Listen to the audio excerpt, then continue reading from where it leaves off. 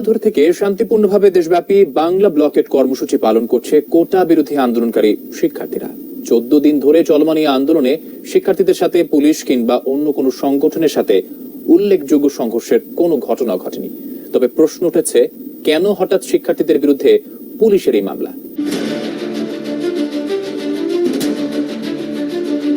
কোটা বিরোধীদের সাথে ঢাকায় পুলিশের তেমন কোনো সংঘর্ষের ঘটনা এখন পর্যন্ত গণমাধ্যমের খবরে আসেনি। তবে কোটা সংস্কার আন্দোলন থেকে পুলিশের যানবাহন ভাঙচুর, হামলা ও মারধরের অভিযোগে শাহবাগ থানায় মামলা করেছে পুলিশ।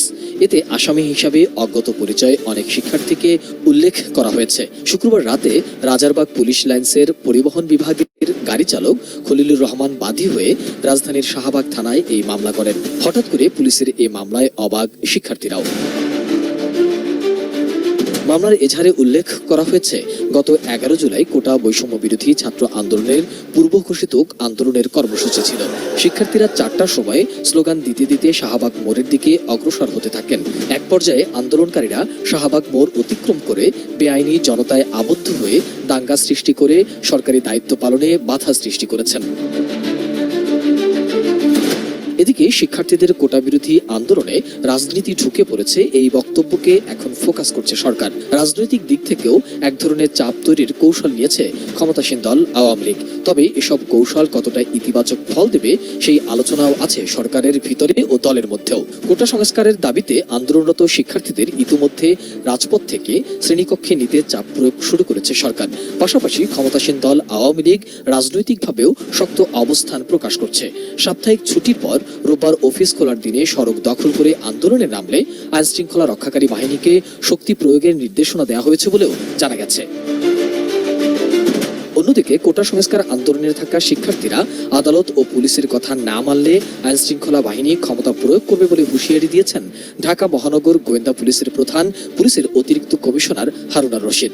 আর তথ্য প্রতিমন্ত্রী বলছে, আদালতে চূড়ান্ত ফয়সালার আগে নির্বাহী বিভাগের কিছুই করার নেই। আর বিএনপির স্থায়ী কমিটির সদস্য আমির খসরু মাহমুদ বলেছেন, শিক্ষার্থীদের ন্যায্য দাবি দমাতেই এই মামলা করেছে পুলিশ। সরকারি চাকুরিতে কোটা সংস্কারের দাবিতে চলতি মাসের শুরুর দিকে সড়ক অবরোধ, রেলপথ অবরোধ করে বিক্ষোভ করেছে শিক্ষার্থীরা। বাংলা ব্লকেট নামে তারা সপ্তাহব্যাপী এই কর্মসূচি পালন করে আসছিল। এরপর হাইকোর্টের রায় স্থগিত করে আপিল বিভাগের আদেশের পর গত বৃহস্পতিবার থেকে কঠোর অবস্থানে যাওয়ার হুঁশিয়ারি দিয়েছিল সরকার। তারই অংশ হিসাবে ওই দিন বিকেলে শিক্ষার্থীরা রাস্তা অবরোধ করতে এলে ঢাকায় পুলিশের বাধার মুখে পড়েন তারা। এছাড়া কুমিল্লা ও চট্টগ্রামে পুলিশ তাদের উপর হামলা করে, এতে বেশ কয়েকজন শিক্ষার্থী আহত হয়। তবে ঢাকায় তেমন কোনো সংঘর্ষের যদি সরকার এই ধরনের কোনো উদ্যোগ গ্রহণ করে, অলরেডি যে সরকার শুরু করেছে, তার জন্য উদ্ভূত যে পরিস্থিতি হবে তার দায় কিন্তু সরকারকে নিতে হবে। এবং আমরা যে আমাদের ছাত্র ধর্মঘট সেটি কিন্তু অব্যাহত থাকবে অনির্দিষ্টকালের জন্য। আমাদের দাবি পূরণ না হওয়া পর্যন্ত আমরা ক্লাস বা পরীক্ষায় বসছি না। এবং শিক্ষকরা আন্দোলন শেষেও যদি ক্লাস পরীক্ষা শুরু করার চেষ্টা করেন, তারপরেও শিক্ষার্থীরা কিন্তু ক্লাসে ফিরে যাবেন না। ছাত্র ধর্মঘট অব্যাহত থাকবে। আরেকটি বিষয় হচ্ছে যে মামলা করা হয়েছে, আমরা পুলিশের বক্তব্য আপনারা শুনতে পেয়েছেন যে সেদিন কিন্তু পুলিশ বলেছে কোনো ধরনের ক্ষয়ক্ষতি হয়নি। আজকে কেন হঠাৎ করে অজ্ঞাতনামা মামলা করা হলো সে বিষয়ে পুলিশের কাছে আমরা জবাবদিহি চাচ্ছি। এবং এখানে অজ্ঞাতনামা দেওয়ার কোনো প্রয়োজন নেই, এখানে কারা নেতৃত্ব দিচ্ছে এটা খুব স্পষ্ট। ঢাকা বিশ্ববিদ্যালয়, জগন্নাথ বিশ্ববিদ্যালয়, সাতক্ষীরা সহ সারা বিশ্ববিদ্যালয়ের প্রতিনিধির মাধ্যমে কিন্তু এই আন্দোলন পরিচালনা করছে এবং আমরা আপনাদের সামনে উপস্থিত আছি। যদি মামলা দিতে হয় আমাদের নামেই যাতে মামলা দেওয়া হয়, কথাটি আমরা বলে দিতে। এবং ছাত্র সমাজকে এই ধরনের মামলা হামলা দিয়ে কোনো ধরনের ভয় দেখিয়ে লাভ হবে না। আমরা আগামী 24 ঘন্টার মধ্যে এই মামলা প্রত্যাহারের দাবি জানাচ্ছি। এবং যারা বৃহস্পতিবারের ব্লকেট কর্মসূচিতে বিভিন্ন জায়গায় হামলার সাথে জড়িত ছিলেন, পুলিশ বাহিনীর সহ সরকারদলীয় ছাত্র সংগঠন, তাদেরকে আগামী 24 ঘন্টার মধ্যে বিচারের আওতায় আনতে হবে। এবং আমরা উদ্বেগ প্রকাশ করছি, আমরা দেশের নাগরিক সমাজ, জনগণ এবং আন্তর্জাতিক মানবাধিকার সংগঠনের দৃষ্টি আকর্ষণ করছি যে এখানে শিক্ষার্থীদের আন্দোলনকে দমনের পরিকল্পনা করা হচ্ছে। শিক্ষার্থীদের গণতান্ত্রিক অধিকার, মানবাধিকার সংকটের মুখে পড়তে পারে। সেজন্য আমরা সকলের দৃষ্টি আকর্ষণ করছি যাতে সরকার এই ধরনের কোন ধরনের ঘটনা করার সুযোগ না পায়, সে বিষয়ে যাতে আমরা সকলেই সতর্ক এবং সচেতন থাকি। এবং আমরা বলতে চাই যে আমাদের যে আন্দোলন, সেই আন্দোলন চলবে, আমাদের কর্মসূচিতে হয়তো ভিন্নতা আসবে, কিন্তু আমরা কিন্তু মাঠে আমাদের রাজপথে আমাদের উপস্থিতি জানান দিব। এবং যদি আমাদের দাবি আদায় না হয়, আমরা বৃহত্তর গণ আন্দোলনের প্রস্তুতি নিচ্ছি। জনগণকে সাথে নিয়ে, সমাজের সকল শ্রেণী পেশার মানুষ, স্কুল কলেজের শিক্ষার্থী সহ সকলকে সাথে নিয়ে কিন্তু এই আমরা আন্দোলনে নামতে বাধ্য হব।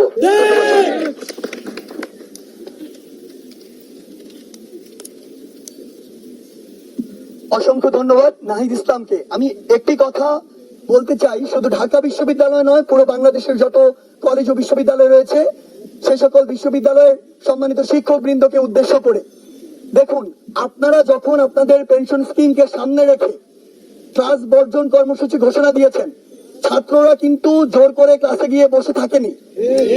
ছাত্ররা আপনাদের যৌক্তিক দাবিতে একাত্মতা ঘোষণা করেছিল, কিন্তু বরাবরই যে বিষয়টি নিয়ে বাংলাদেশের প্রত্যেকটি বিশ্ববিদ্যালয়ের শিক্ষক শিক্ষার্থীদের সম্পর্কের অবনতি এবং তাদের যে একটি,